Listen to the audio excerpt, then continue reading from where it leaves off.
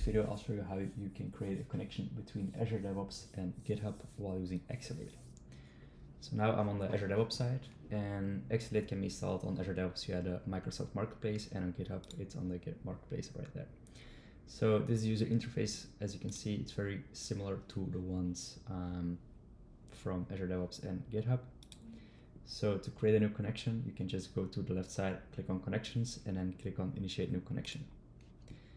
This needs the destination URL. So to get this, you can go to your Connections, well, to your node, and then click on General Settings, and then get the node right here. So the Exalate URL, put it in here, and then select for the script mode. Click on Next, and then give it a local short name. So this can just be GitHub with the repository. So Exalate, and this can be your ADO side. Here you can change the name to whatever you want it to be, so don't worry. Click on Next, and then select your repository. So this will search over your entire GitHub with every repository. There we go. Initiate connection, and this will generate a key. So you want to copy this key or invitation code, go to the Azure DevOps side, there go to Connections, and click on Accept Invitation instead of Initiate one. So put the key in here, press Next, select your project. So this is my Christoph project, there we go. And you're good to go. So when the connection is created, you can go to Configure Sync, and this will get you in your connection. So in your connection, you have the roles, the triggers, statistics, and info, the same on the GitHub side. And in the roles, you have the outgoing and the incoming sync. So the outgoing sync is every field we have on our work item in Azure DevOps. We can map it in here. That can be custom fields, system fields, whatsoever. So by default, as you can see, we already have a few fields, an amount of fields we already gonna sync over. So this comes from Azure DevOps, and this is basically a variable. So we store the value in this variable and we sync over the variable. So every payload we do, we're gonna sync it over. So let's say you don't want the area path or the iteration path. So you can just comment them out or remove these lines, publish, and as simple as that. If you want to automate your triggers or your systems, then basically you have to create a trigger, and the trigger is based on the search query you use in Azure DevOps. So if I would do this, the project name is Christoph, activate trigger and add. So now every task that I create, a newly created task, will be automatically synced over to the other side. With the bulk Exalate, you can see 15 work items found. So I'll go create a new task.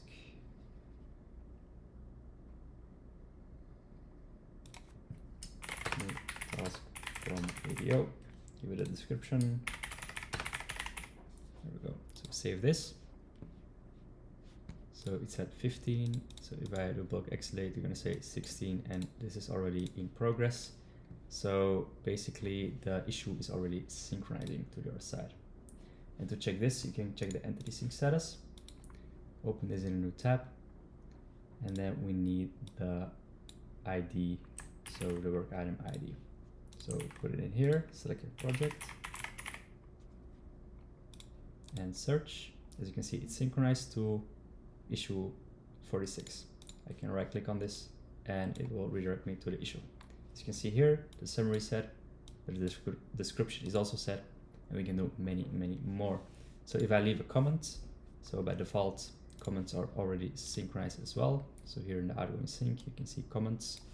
So if your team leaves a comment on this one,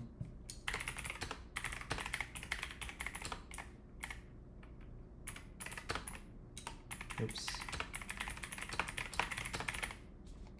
comments, Exalate will pick this up and sync it back over to Azure DevOps. And here you can also check the entity sync status, and then you'll just provide the GitHub issue number right here. Repository is Exalate. a few seconds to load in. There we go. And it's synchronized, so if I go here and I would refresh, you can see the comment came over perfectly. So what if I change my status to done? I also want my GitHub issue to close, or vice versa. If I close my ticket here, I also want it to go over to Azure DevOps. So as you can see here, the status is synced over.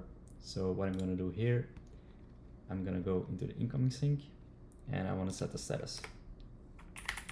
But now I'm going to throw my own error so I can see which value is coming over. So it will be replica.status name, publish. I'll update the status with a comment.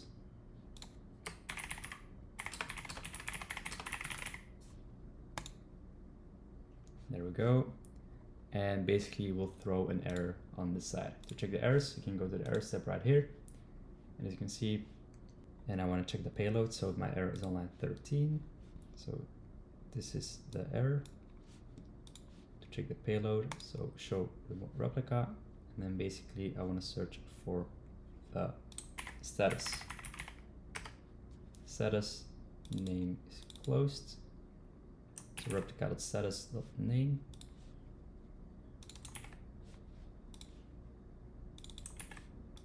Make sure I don't have any typos here. And I have to put it in quotes. There we go. Click on the house and then refresh. So it's closed, lowercase. So now I have to map closed to done. Pretty easy. What I'm going to do is I'm going to create a map. So find status map equals closed to done. There we go. You can call this map, and if you scroll down, you can see this is how we set the status. And just copy and paste this right here. Status map, and then remote status name. We don't have that variable, so I'm just gonna put it in here.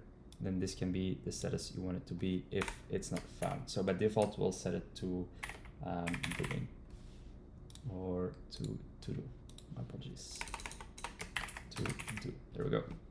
So if the status is not found, so if closed doesn't exist, then we're gonna set it by default to do. So publish this.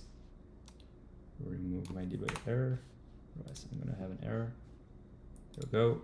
We can go to resolve all. Refresh, and as you can see, the error is gone. Then I go to my ticket. You can see the status is set to done. And the comment also came over. Perfect. That's exactly what I want. Also, if you have any custom fields and you want to populate them in comments in your issue, that's all possible. You can set the assignees and the labels. So the sky is literally the limit with Exalate. Thank you for watching.